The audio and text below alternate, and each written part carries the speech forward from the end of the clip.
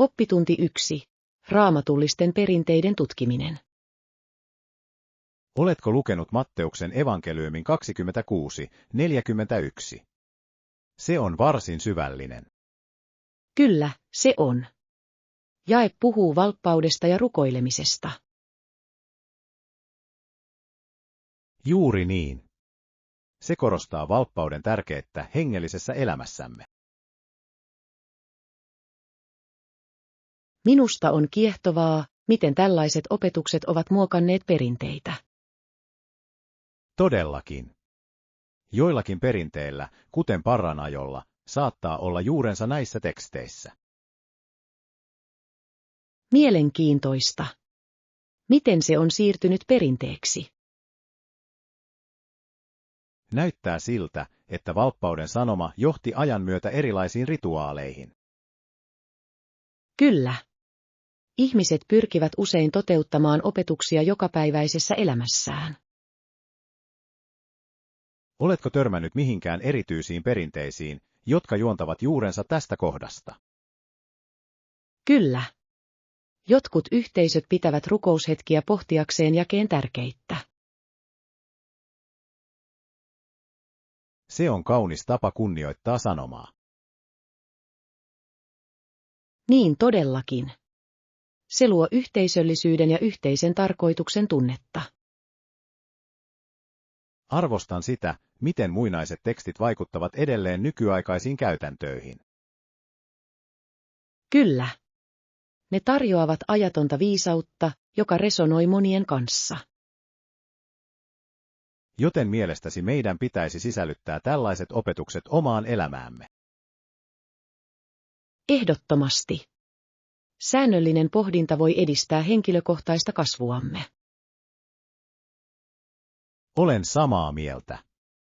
Se voi myös vahvistaa yhteyksiämme muihin.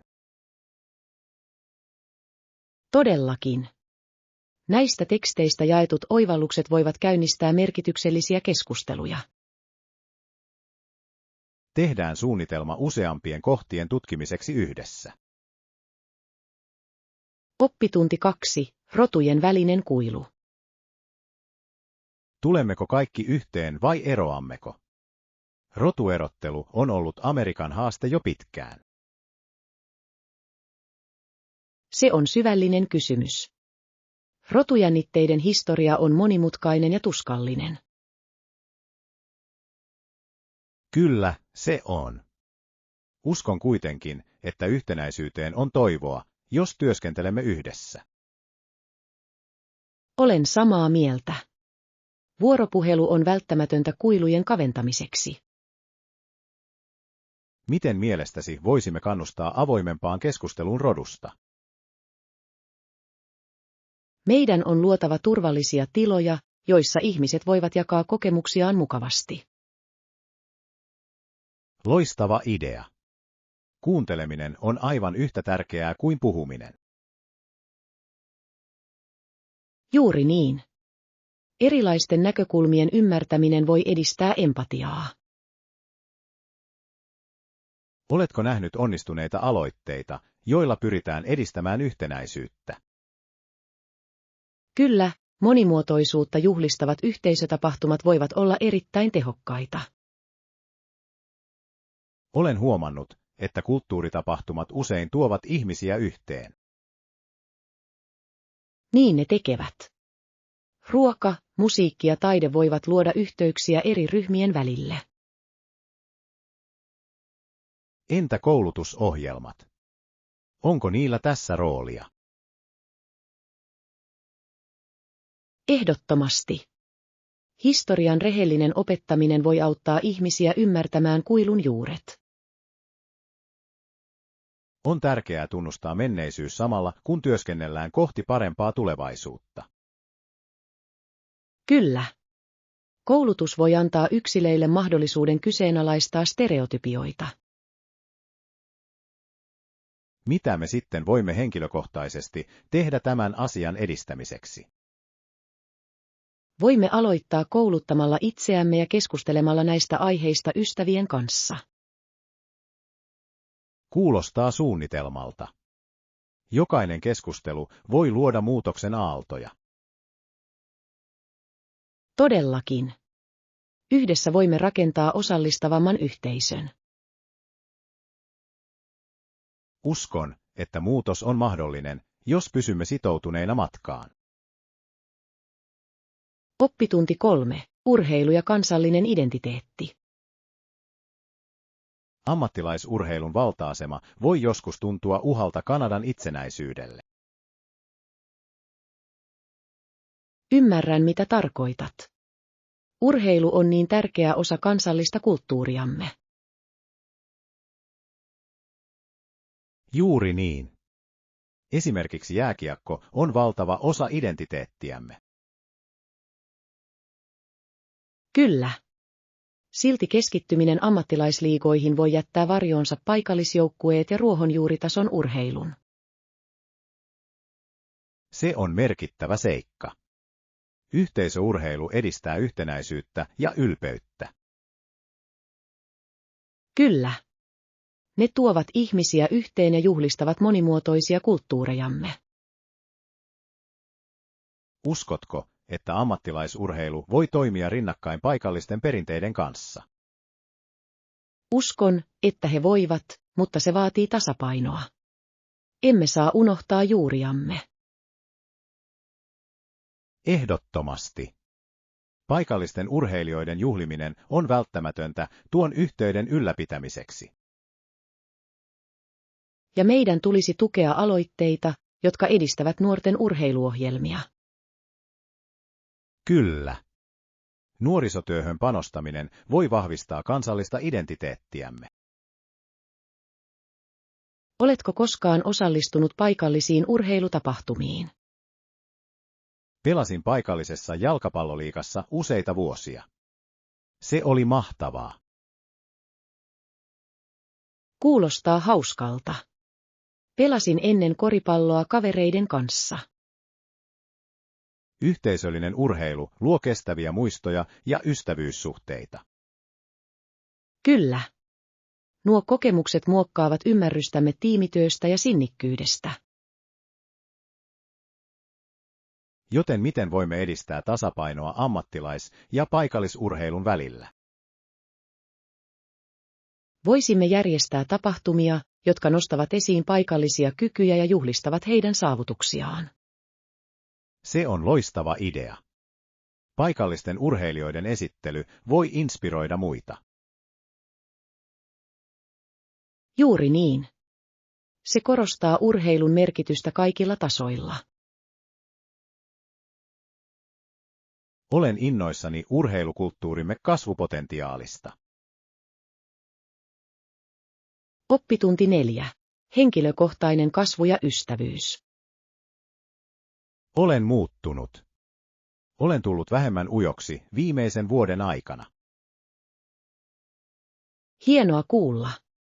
Mikä mielestäsi vaikutti tähän muutokseen? Uskon oppineeni, että ystävien löytäminen vaatii avoimuutta ja helposti lähestyttävyyttä. Ehdottomasti. Vaatii rohkeutta astua ulos mukavuusalueeltaan. Kyllä. Aloin käydä useammin sosiaalisissa tapahtumissa, ja sillä oli merkitystä. Se on loistava strategia. Uusiin ihmisiin tutustuminen voi aluksi tuntua pelottavalta. Niin oli, mutta huomasin, että useimmat ihmiset ovat ystävällisiä ja vieraanvaraisia. Juuri niin. Usein me kaikki vain etsimme yhteyttä. Onko sinulla ollut vastaavia kokemuksia uusien ystävien hankkimisesta? Ehdottomasti. Olin ennen aika varautunut, mutta olen oppinut käymään keskusteluja. Mikä sinussa muuttui? Tajusin, että kaikki arvostavat aitoa hymyä ja ystävällistä asennetta. Tuo on niin totta. Positiivisuus voi olla tarttuvaa. Kyllä. Aloin myös liittyä kerhoihin, jotka kiinnostavat minua. Se on loistava tapa tavata samanhenkisiä ihmisiä. Todellakin. Yhteiset kiinnostuksen kohteet tarjoavat välittömän yhteyden. Mitä neuvoja antaisit siis ujouden kanssa kamppailevalle? Sanoisin, että aloita pienestä. Aloita yksinkertaisilla tervehdyksillä ja rakenna siitä eteenpäin. Kuulostaa helposti lähestyttävältä. Jokainen pieni askel voi johtaa suurempaan itseluottamukseen. Juuri niin. Luottamus kasvaa jokaisen vuorovaikutuksen myötä. Olen iloinen, että voimme jakaa matkamme yhdessä. Oppitunti 5. Eurooppalaisen seikkailun suunnittelu. Olen aina haaveillut Euroopan tutkimisesta. Onko kellään neuvoja tällaisen matkan suunnitteluun? Ehdottomasti. Ensin sinun pitäisi päättää, missä maissa haluat vierailla. Se on järkevää. Tarjolla on niin paljon upeita paikkoja, joista valita. Kyllä. Mieti, mikä sinua eniten kiinnostaa. Historia, taide, ruoka vai luonto? Rakastan historiaa ja ruokaa. Se vähän rajaa aihetta. Loistavia vaihtoehtoja. Maat kuten Italia ja Ranska tarjoavat rikkaan historian ja uskomattoman ruokakulttuurin.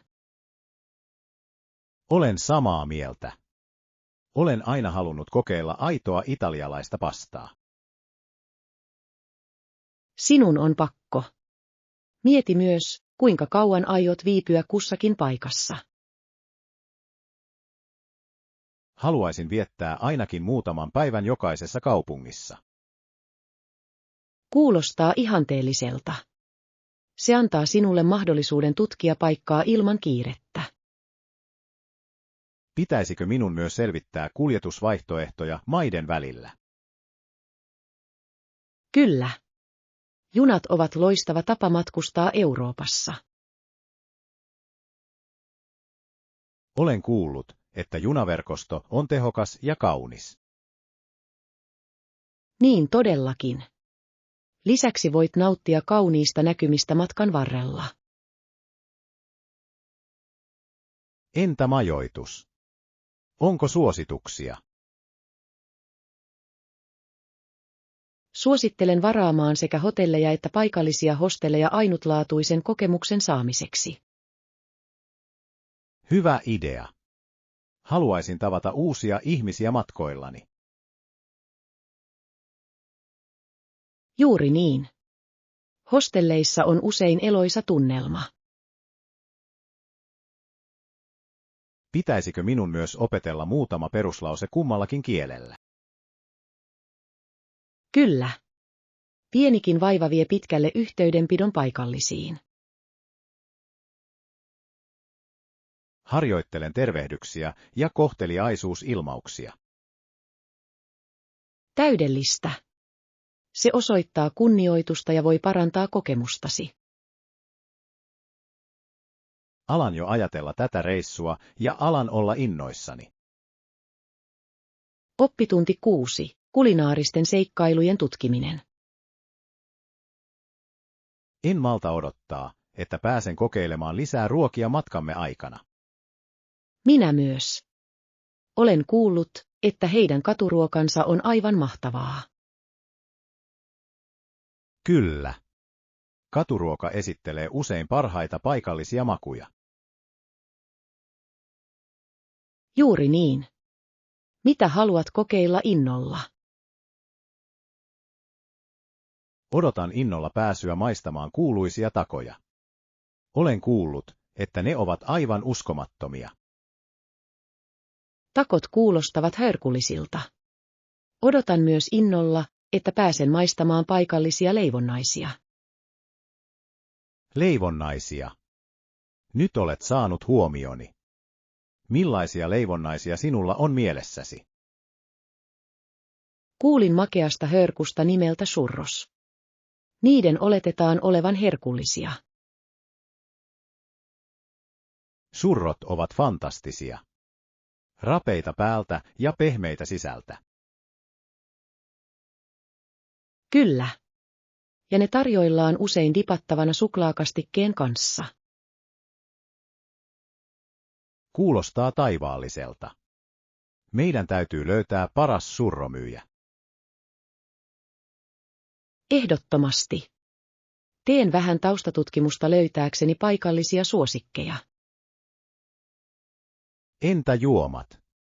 Onko sinulla erityisiä juomia, joita haluaisit kokeilla? En malta odottaa, että pääsen maistamaan tuoremehuja. Ne ovat usein niin virkistäviä. Kyllä. Rakastan sitä, kuinka eloisia ja maukkaita ne ovat. Entäpä jos kokeilisit paikallista kahvia? Olen kuullut siitä ihania juttuja. Olen samaa mieltä. Kahvikulttuuri voi olla niin rikas ja monipuolinen. Kuulostaa siltä, että matkastamme tulee kulinaristinen seikkailu. Ehdottomasti. Jokainen ateria on uusi kokemus. Mua jännittää jo pelkkä ajatuskin. Minä myös. Dokumentoidaan ruokamatkamme. Oppitunti 7. Koulutyöpaineen hallinta. Mitä jos en pysy koulutehtävien perässä? Ota vain päivä kerrallaan ja pyydä apua, kun sitä tarvitset. Kuulostaa järkevältä, mutta joskus se tuntuu ylivoimaiselta. Ymmärrän. Monet opiskelijat tuntevat samoin jossain vaiheessa. Miten hallitset työmäärääsi? Priorisoin tehtäviäni ja jaan ne pienempiin osiin. Tuo on fiksu strategia. Se tekee asioista hallittavampia. Kyllä. Pidän myös kalenteria määräaikojen ja tehtävien seuraamiseen. Minun pitäisi kokeilla tuota. Unohdan usein eräpäivät. Suunnittelija voi auttaa sinua pysymään järjestyksessä ja vähentämään stressiä. Mitä jos tunnen itseni eksyneeksi ponnisteluistani huolimatta? On tärkeää pyytää apua. Opettajat ja luokkatoverit voivat tarjota tukea. Se on totta. Joskus epäröin kysyä kysymyksiä. Monet opiskelijat ajattelevat samoin, mutta kysymysten esittäminen on tärkeää ymmärtämisen kannalta. Muistan sen. Miten sinä hoidat opiskelutuokiot? Opiskelen ryhmissä aina kun voin. Se tekee oppimisesta nautinnollisempaa. Kuulostaa hauskalta. Ideoiden jakaminen voi parantaa ymmärrystä. Juuri niin. Voimme motivoida ja kannustaa toisiamme. Mitä vinkkejä sinulla on keskittymisen ylläpitämiseen opiskeluaikana? Ehdotan, että asetat jokaiselle harjoitukselle erityiset tavoitteet ja pidät taukoja. Kuulostaa hyödylliseltä. Lyhyet tauot voivat ladata virtaa. Kyllä. Se ehkäisee loppuun palamista ja pitää oppimisen nautinnollisena. Kiitos vinkkeistä. Tunnen oloni varmemmaksi koulutehtävieni hallinnasta. Oppitunti 8. Suunnitelmien tekeminen. Onko sinulla mielessäsi päivämäärä ja paikka tapahtumalle? Ajattelin ensi lauantaita yhteisökeskuksessa. Kuulostaa lupaavalta. Tarkistan aikatauluni ja ilmoitan teille. Täydellistä. Toivottavasti onnistut. Sen pitäisi olla todella hauskaa. En jättäisi sitä väliin. Mitä aktiviteetteja sinulla on suunnitelmissa? Luvassa on pelejä, musiikkia ja herkullista ruokaa. Kuulostaa hyvältä yhdistelmältä. Tarvitsetko apua jossain? Kyllä. Tarvitsisin apua koristeiden asetteluun. Autan mielelläni siinä. Minulla on kyky koota asioita yhteen. Se on mahtavaa. Arvostan tukeasi. Pitäisikö meidän myös harkita useampien ihmisten kutsumista? Ehdottomasti. Mitä enemmän, sen hauskempaa. Lähetän kutsuja. Loistava idea. Onko sinulla listaa ihmisistä, jotka haluat kutsua? Kyllä, minulla on mielessäni muutama ystävä. Pitäisikö meidän ottaa yhteyttä myös joihinkin paikallisiin ryhmiin? Tuo on erinomainen ehdotus. Se voisi lisätä jännitystä. Voin auttaa siinäkin. Kerro vain, mitä tarvitset. Kiitos. Olen innoissani voidessani tehdä tästä tapahtumasta ikimuistoisen. Minä myös. On aina mukavaa tuoda ihmisiä yhteen. Kyllä. Ja mielestäni se vahvistaa yhteisöämme. Ehdottomasti. Viimeistelemme yksityiskohdat pian. Oppitunti 9. Suunnitelmien tekeminen. Tapaan ystävän lounaalla myöhemmin. Jännittävää. Kuulostaa mukavalta.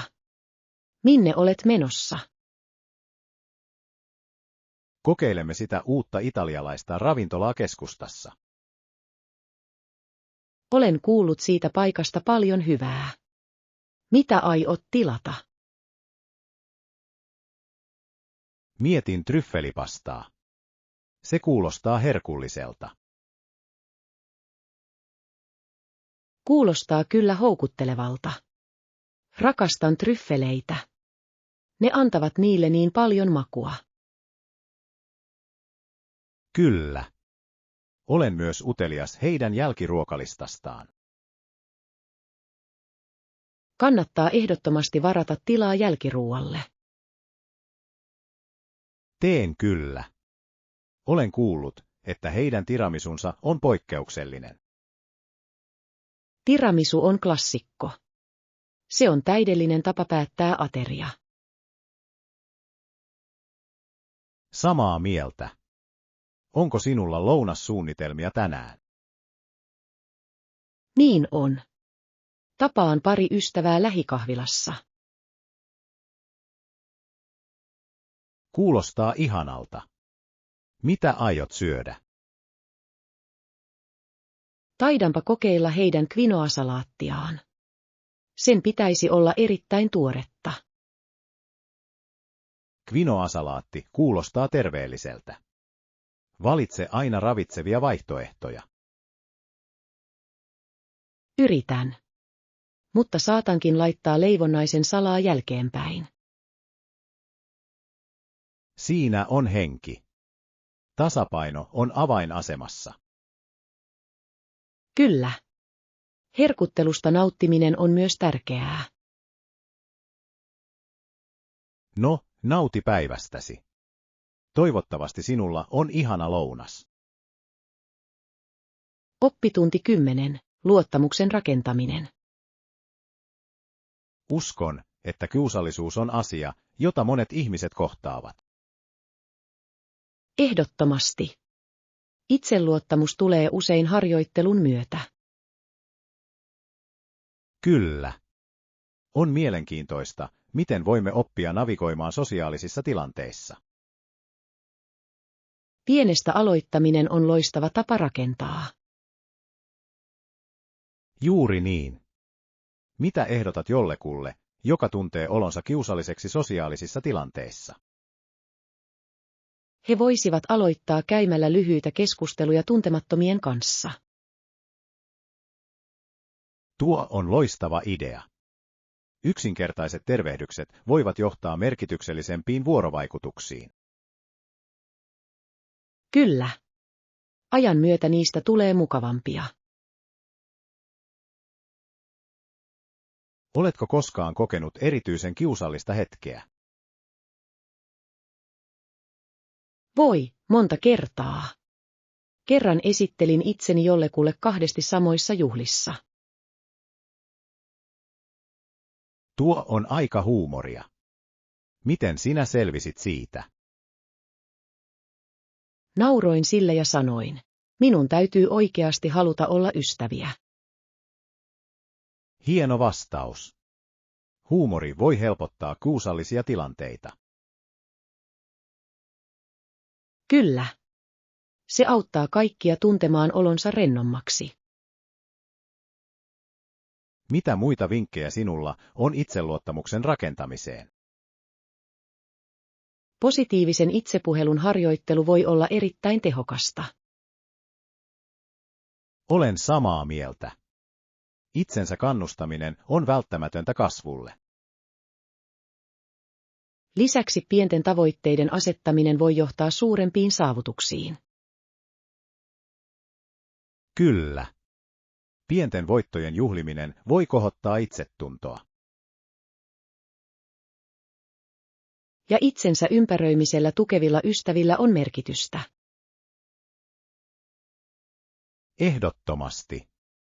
Hyvä tukiverkosto auttaa meitä tuntemaan olomme turvallisemmaksi. Joten sitoudummeko kokeilemaan uusia sosiaalisia aktiviteetteja yhdessä? Kuulostaa upealta suunnitelmalta. Voimme tukea toisiamme. Kyllä. Yhdessä voimme voittaa sosiaalisen kiusallisuuden tunteemme. Olen innoissani tästä matkasta. Rakennetaan itseluottamusta askel askeleelta.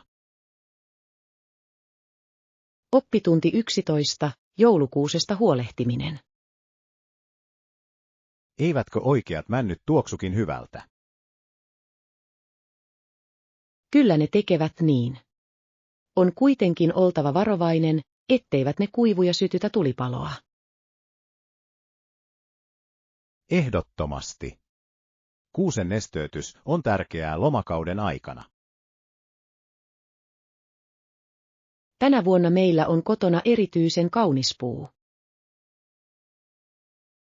Kuulostaa ihanalta. Minkä männynlajikkeen valitsit? Valitsimme Fraserpihdan.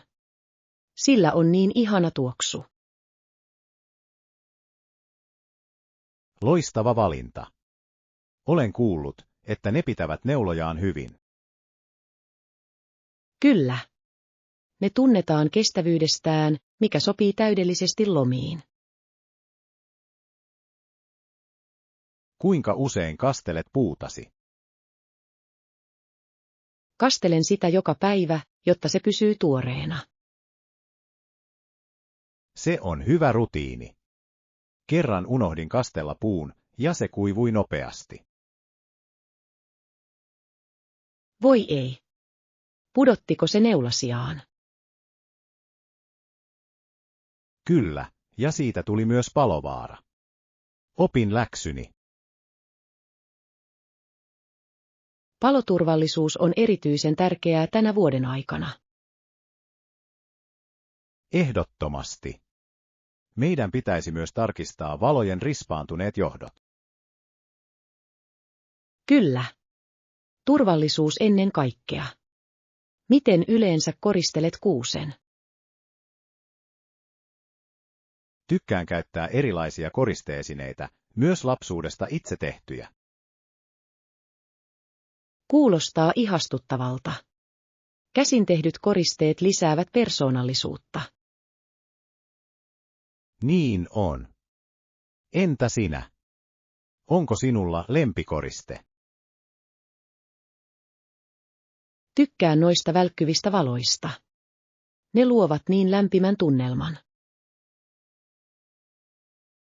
Olen samaa mieltä. Valot todellakin herättävät puun eloon. En malta odottaa, että näen puumme koristeltuina ja hohtavina. Se tulee olemaan todella kaunis näky. Nautitaan vuodenajasta turvallisesti ja iloisesti. Oppitunti 12. Kasvun omaksuminen. Elämä on melkoinen matka, eikö totta? Juuri niin. Kaiken tämän kautta opimme ja vahvistumme. Kyllä. Jokainen haaste opettaa meille jotain arvokasta. Olen kohdannut monia vastoinkäymisiä, mutta löydän aina niistä jotain valoisaa. Tuo on loistava näkökulma. Minkä yhden asian olet oppinut viime aikoina? Opin kärsivällisyyden tärkeyden. Hyvät asiat vievät aikaa. Se on arvokas oppitunti. Unohdan usein olla kärsivällinen itselleni. Nopeasti muuttuvassa maailmassamme on helppo kiirehtiä asioita. Kyllä. Olen oppinut, että askel taaksepäin voi tuoda selkeyttä. Ehdottomasti. Kokemusten pohtiminen auttaa meitä kasvamaan. Onko sinulla koskaan ollut hetkiä, jotka muuttivat elämän katsomuksesi? Kyllä. Tein kerran vapaaehtoistyötä eräässä turvakodissa, ja se avasi silmäni. Kuulostaa vaikuttavalta. Mitä opit kokemuksesta? Tajusin, kuinka onnekas olen ja kuinka tärkeää on antaa takaisin. Se on kaunis oppitunti. Toisten auttaminen rikastuttaa omaa elämäämme. Juuri niin. Se luo yhteisöllisyyden ja yhteenkuuluvuuden tunnetta. Joten miten jatkat henkilökohtaisen kasvusi edistämistä? Luen kirjoja ja etsin uusia kokemuksia haastaakseni itseäni. Tuo on loistava lähestymistapa. Oppiminen on elinikäinen matka. Kyllä. Uskon, että meidän tulisi omaksua muutos ja pysyä ennakkoluulottomina. Olen täysin samaa mieltä. Jokainen kokemus muokkaa meitä jollain tavalla. Lupaamme, että kasvamme yhdessä kokemustemme kautta. Ehdottomasti.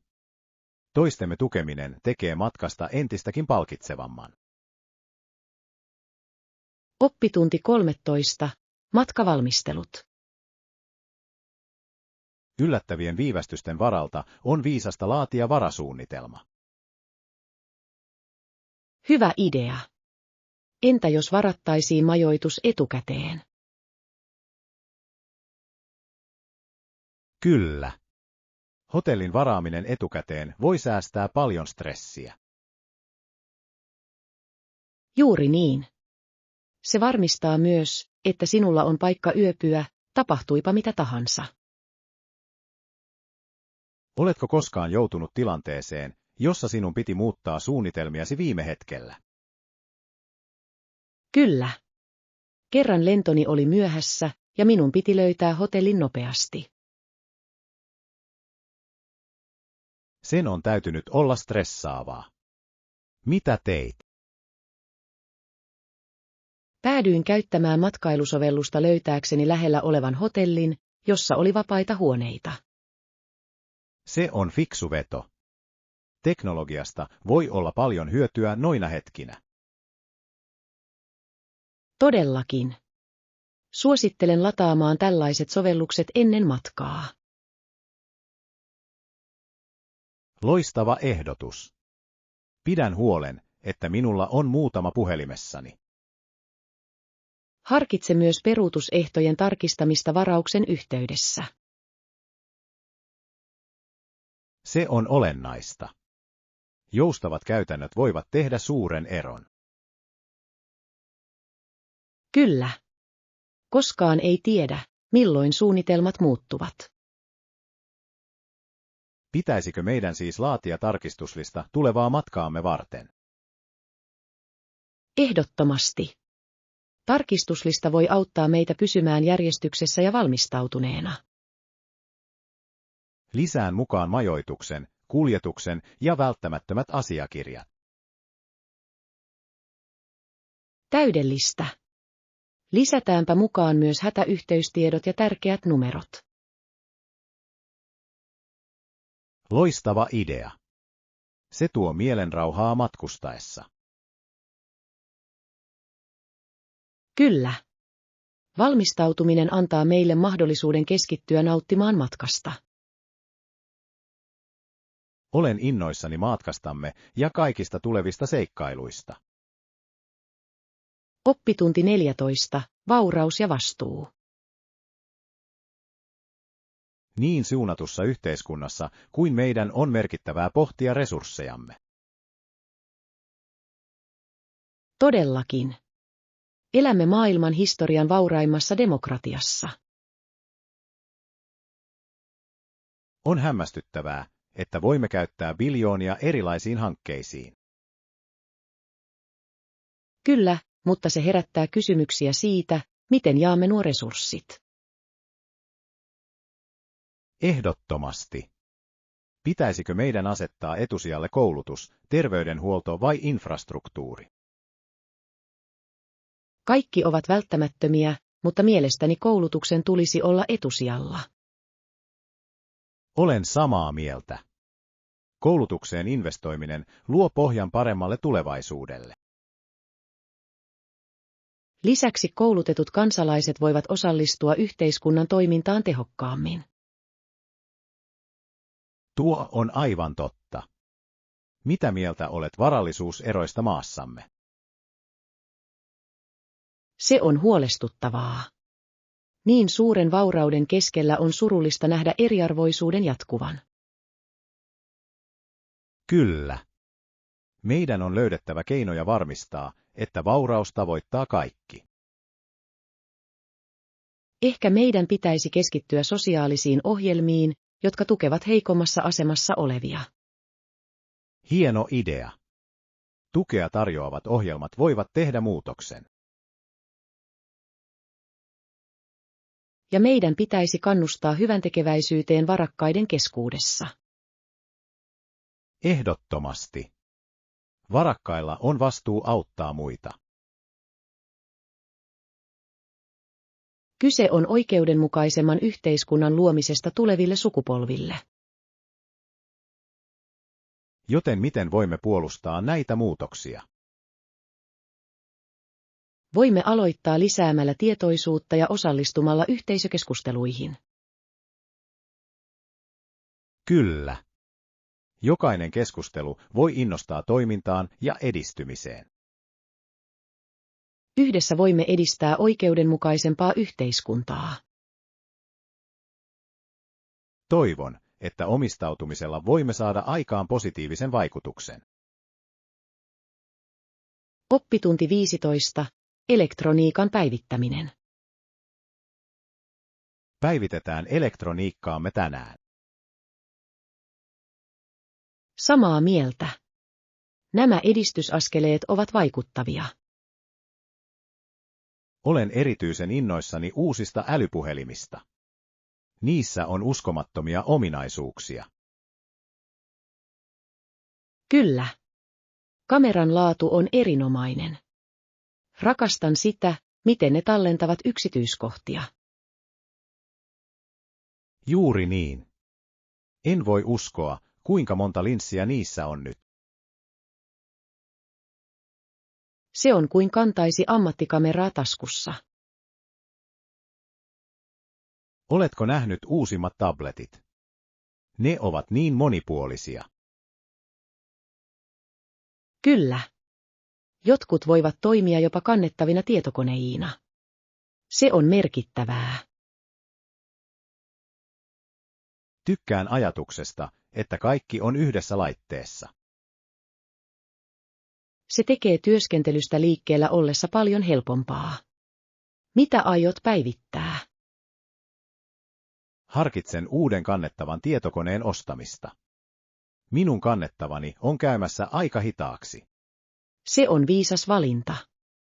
Nopeampi kannettava tietokone voi parantaa tuottavuutta. Ajatteletko päivittää mitään? Voisin harkita älykelloa. Ne vaikuttavat varsin hyödyllisiltä. Älykellot ovat mahtavia. Ne auttavat seuraamaan kuntoilua ja ilmoituksia. Kyllä. Lisäksi ne näyttävät myös tyylikkäiltä. Pitäisikö meidän vilkaista myös lisävarusteosiota? Ehdottomasti. Tarvitsen uuden kuoren puhelimelleni. Ja haluan nähdä, onko heillä mitään hienoja kuulokkeita. Loistava idea. Laadukkaat kuulokkeet voivat parantaa kuuntelukokemusta. Katsotaanpa ja tutkitaan, mitä tarjouksia heillä on tänään. Oppitunti 16. Askelten ottaminen kohti kasvua. On normaalia tuntea olonsa ajoittain ahdistuneeksi, eikö niin? Kyllä, se on ehdottomasti. Monet ihmiset kokevat samanlaisia tunteita. Usein olen epävarma siitä, miten edetä. Se on täysin ymmärrettävää. On tärkeää edetä askel kerrallaan. Juuri niin. Asioiden jakaminen pienempiin tehtäviin voi tehdä niistä helpommin hallittavia.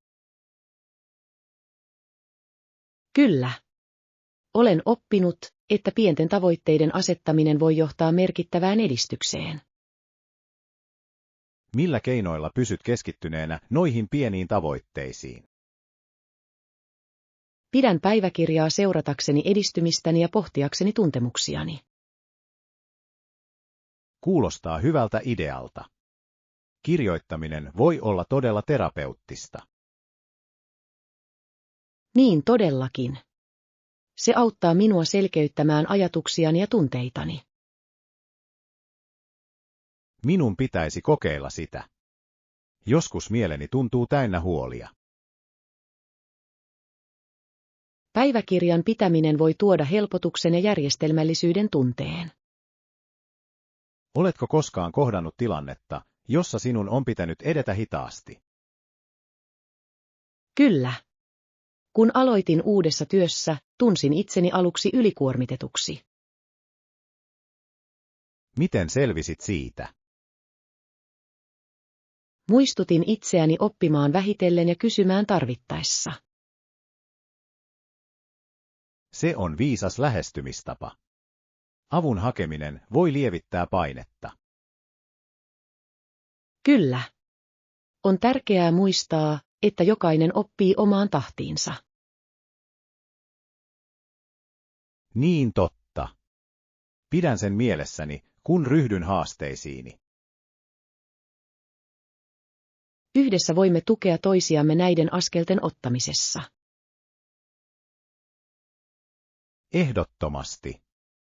Ystävän jakaminen matkan kanssa tekee ison eron. Oppitunti 17. Täydellisen majatalon valitseminen. Aamiaismajoituksessa pidän parempana jotain maalaismaista. Olen täysin samaa mieltä. Viihtyisä tunnelma tekee kaiken eron. Kyllä. Rakastan ajatusta yöpyä paikassa, jossa on puiset palkit ja vintage-sisustus. Kuulostaa ihastuttavalta. Maisemat ovat minulle myös välttämättömiä. Ehdottomasti. Kauniisiin maisemiin herääminen on niin virkistävää. Oletko nähnyt aamiaismajoitusta, joka pistää silmään? Löysin sellaisen, josta on näköala viehättävälle järvelle. Se näyttää upealta. Kuulostaa täydelliseltä. Voin kuvitella siemailevani kahvia kuistilla. Kyllä. Veden äärellä rentoutuminen olisi niin rauhoittavaa. Entäpä aamiaisvaihtoehdot? Nekin ovat tärkeitä. Toivottavasti he tarjoilevat kotitekoisia leivonnaisia. Tuoreet leivonnaiset ovat herkkua. Kyllä. Ja olisi mukavaa käyttää paikallisesti hankittuja aineksia. Se lisää viehätystä. Paikallisten maanviljelijöiden tukeminen on aina hyvä idea. Pitäisikö meidän siis etsiä arvosteluja päätöksenteon tueksi? Ehdottomasti. Muiden kokemusten lukeminen voi opastaa meitä parhaan valinnan tekemisessä. Minä autan siinä. Etsitään paikka, joka vastaa mieltymyksiämme. Yhdessä löydämme täydellisen maalaismaisen aamiaismajoituksen lomallemme.